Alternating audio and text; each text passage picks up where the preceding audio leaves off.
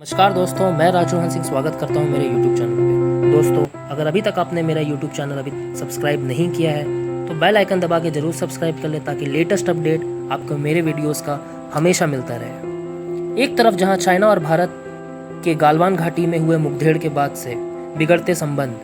और वहीं भारत सरकार का 59 चीनी एप्लीकेशन को पूरी तरीके से बैन कर देना, जिसमें टिकटॉक और बाकी अन्य और ब्राउजिंग एप्लीकेशंस भी हैं,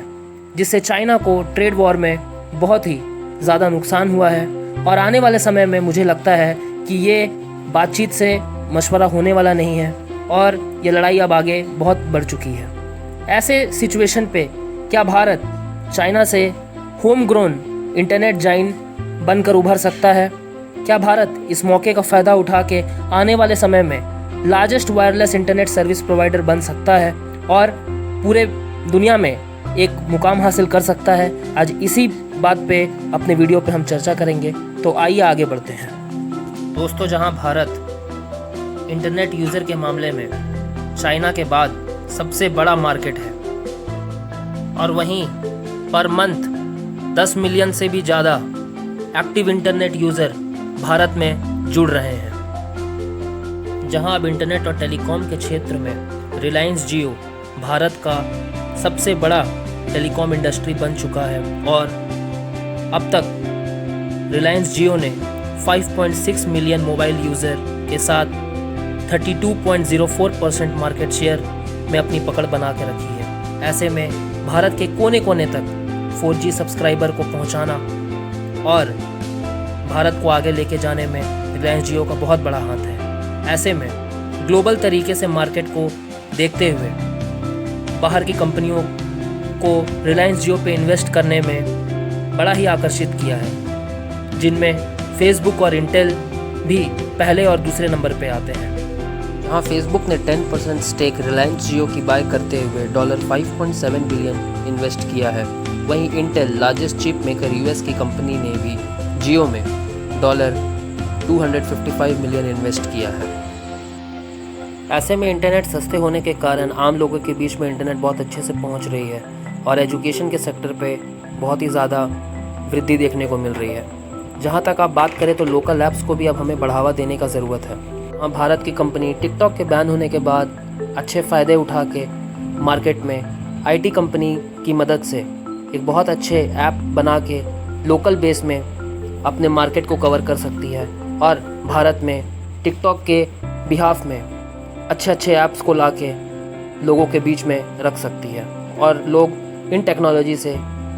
भारत का इस्तेमाल करेंगे और आने वाले समय में लोकल ऐप्स को बढ़ावा देंगे। अब जहां कोरोना क्राइसिस के आने के बाद से सारी कंपनीज़ ने ईज़ ऑफ डूइंग बिजनेस के तौर तरीके ने बदल दिए हैं। सब टेक्नोलॉजी ड्रिवन हो गया है, सारे लोग कनेक्टिविटी इंटरनेट से जुड़ गए हैं। तो ऐसे समय में ऑफिस का जो स्पेस है वो 25 to 30% पूरी तरीके से कंपनी ने कट ऑफ कर दिया और एम्प्लॉयज़ को वर्क फ्रॉम होम दे दिया है। ऐसे समय में भारत आने वाले समय में इंटरनेट को देखते हुए छोटे से छोटे बिजनेस को प्राथमिकता रखते हुए इंटरनेट को बहुत अच्छे तरीके से बढ़ावा दे सकता है और लोकल मैन्युफैक्चरिंग से अपने आप को एक अलग ही चरण पर लेके जा सकता है और पूरी तरीके से डिजिटल हो सकता है ना। आने वाले समय में हम सोलार एनर्जी और रिन्यूएबल एनर्जी पर ध्यान दें, जिससे पॉल्यूशन भी कम होगा और आने वाले समय में हम भारत को एक अलग ही मुकाम पर लेके जा सकते हैं और इन्वायरमेंट भी क्लीन रख सकते हैं, जिससे महंगाई से तो हमें राहत मिलेगी। दूसरा, ईज़ ऑफ डूइंग बिजनेस और प्रोडक्टिविटी, लोकल मैन्युफैक्चरिंग भी सारा कुछ भारत में होगा, एम्प्लॉयबिलिटी बढ़ेगी और भारत को काफ़ी इंटरनेशनल तरीके से फ़ायदा हो सकता है, जो कि हम ज़्यादा माल एक्सपोर्ट कर पाएंगे और पूरी दुनिया की नज़र अब भारत पे ही रहेगी। और इन्वेस्टमेंट के मद्देनज़र अगर देखें तो भारत एक अलग ही मुकाम पर जाके खड़ा रह सकता है, चाहे वो रिटेल क्षेत्र के सेक्टर पे हो, एग्रीकल्चर क्षेत्र के सेक्टर पे हो या कॉरपोरेट क्षेत्र के सेक्टर पे हो। घरों घरों तक अब इंटरनेट पहुंच चुकी है, लोग इंटरनेट का इस्तेमाल कर रहे हैं। आने वाले समय में भारत डिजिटल हो रहा है, तो क्यों ना इसका फ़ायदा उठाया जाए और भारत को एक अलग ही लेवल पे लेके जाया जाए। बहुत जल्द 5G नेटवर्क को भी लॉन्च कर दिया जाएगा, जिससे connectivity, ease of doing business और डाउनलोड kbps भी बहुत ही स्पीड हो जाएगा और इंटरनेट ज़्यादा से ज़्यादा सस्ता होने के कारण ईज़ ऑफ डूइंग बिजनेस में भी वृद्धि आएगी, नए तौर तरीके बदलेंगे, कनेक्टिविटी और ज़्यादा क्लोज हो जाएगी, जिसके कारण हम अपनी पकड़ सोशल मीडिया के अलावा लोगों के अलग अलग कोने में, अलग अलग कंट्रीज़ में अपनी पकड़ बना सकते हैं और अपने आईटी मैन्युफैक्चरिंग को लोकल टू वोकल करके अच्छी प्राथमिकता रखते हुए एक्सपोर्ट कर सकते हैं और अपने एप्लीकेशंस को दूसरे कंट्रीज़ में लॉन्च करके बहुत ही अच्छा आईटी कंपनीज़ के थ्रू से इन्वेस्टमेंट कर सकते हैं और अपने कंट्रीज़ में अच्छी वेल्थ जनरेट कर सकते हैं, एम्प्लॉयबिलिटी ला सकते हैं और अपने मार्केट को एक अलग ही लेवल पे लेके जा सकते हैं, जिससे सिर्फ लोकल मैन्युफैक्चरिंग को ही नहीं, आने वाले समय में भारत को इससे काफ़ी ज़्यादा ग्लोबल एक्सपेंशन होगा, भारत का नाम होगा और कोरोना क्राइसिस के बावजूद भी हम अपने आप को एक अलग ही मुकाम और एक अलग ही डेवलपिंग से डेवलप नेशन की ओर लेके जा सकते हैं।